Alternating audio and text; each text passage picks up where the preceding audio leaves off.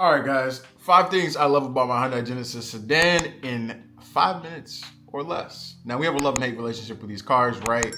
Guys, one day you're driving down the street, you're getting great gas mileage, great power. The next day, your transmission's slipping, your Bluetooth isn't working, your sunroof is not working, your tires are falling off. Something's going wrong, right? But what do we love about this car? So that's a great question. I'd love to hear from you guys at the end of the video, kind of, what your thoughts are on some of the things that you love about these cars, since I do see a lot of you guys commenting. Obviously, a lot of you guys are on the search, on the marketplace for the vehicle. So curious to know what is motivating you and propelling you to want to purchase this car. But let's get right to some of the things that I love about my Hyundai Genesis sedan. The first one's gonna be the price, right? You can't beat it. For the price, the power and luxury that you get, 430 horsepower, you get a sunroof, you get, your caramel interior, it's unbeatable. You can't get all of that in the same comparable price to power package and luxury that you would get in a Scat Pack, right? And I think that, for the price, you could mod the car relatively easily and make it just as fast, if not faster in some cases, depending on what you do as a Scat Pack, right? So I got my car, guys, for $10,000 USD, so nothing crazy. I've put probably about $10,000 into it, maybe in total. But I got it for $10,000 USD. The guy had a fat notebook, I said, of just previous maintenance history done to the car.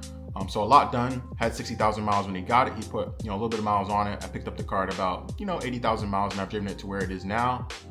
So yeah, great car, great price. Can't beat it. Now, second is going to be the power. So that's the second thing that I love about the car. I think for the price, you cannot beat the 430 horsepower that you get out the gate, right? There are no other sedans, I think, on the market within this price range that you can get, that you can find, that's gonna give you this amount of power, right? 430 horsepower is no slouch. You can use that to get around town, and definitely use that to overpass and take over people on the highway with ease. So definitely a sleeper vehicle if you just keep it stock. And I think from a power standpoint, it is definitely, when it came out, this car was about $40,000. So it was making huge waves, and it still is, obviously, now.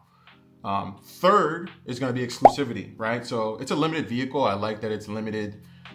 There was a doc. I'm really big on research and making sure I get facts right, but I can't find the wiki right now. I have to look it up when I have time. But there was a wiki at one point that showed just the different years, the production of each vehicle that they released. And I think for the 2012, mine's a 2012 with a replaced 2014 motor, so I don't have oil consumption issues. But for the 2012s, as an example, they released only, I think, 3,000 of these cars, right? So parts are going to become very limited. These cars over the course of a couple years will become extremely limited. You won't be able to find parts. It's already limited finding parts as it is today, right? So I can only imagine in 5 years, finding an engine or a motor for these cars is almost going to be ancient. It'll be damn near prehistoric. So I like the exclusivity of the car. It's kind of a love and hate relationship with that. But yeah, I think from a positive standpoint, it's also nice that it's an exclusive car. When I see people also know the car, they love the car, they see it. And I like that too, that it's, it's a car that it is a little bit under the radar, but it's still something that stands out when people hear it. And when they also see it, it doesn't, it's not ugly, and it looks appealing. So, and also ambiguous. But what do you guys think? So that's number 3. We're making good time here, guys. 4 is going to be fuel efficiency. Now, I'm on E85. We have this argument back and forth about what's better price-wise. Go with what's local to you guys. E85 for me, it's better price-wise. I'd rather be able to get more speed, more bang for my buck, more miles per gallon. Paying $3.39 a gallon than paying, almost $6 for 91 or 93 here. But if I didn't have E85 here locally, do you think I would be leveraging E85? Absolutely not. I would be going for 93 or 91, whatever I could get that's local. So just go with what's local. Don't even worry about the price. But I think if you, also live, depending on what region or area you live in, you may find an extremely good price. Like where I live, just the gas prices are high. You may live in the South where the gas prices are low, right? But also let's give some love to some of the other ones, the other vehicles within our suite. We have the 4.6. We also have the 3.8. If you have a V6 3.8, I think you're getting like 24 to 30 something miles per gallon, right? Which is crazy fuel efficiency. Now for the 5.0, you're getting only 16 to 24. But yeah, that 3.8, that V6 is still kicking, right? Those are like damn near Prius numbers for a sedan, a full-size sedan. So fourth is gonna be fuel efficiency, as I said, guys.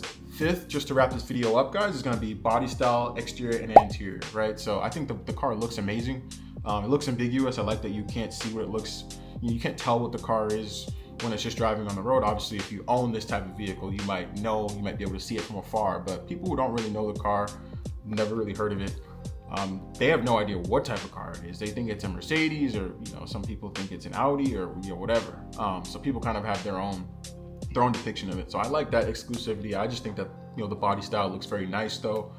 I think it's a crisp, clean body style. It's not like a G87 BMW that you kind of have to get used to. I love the 6-speed in that car, but getting used to that is not going to be good.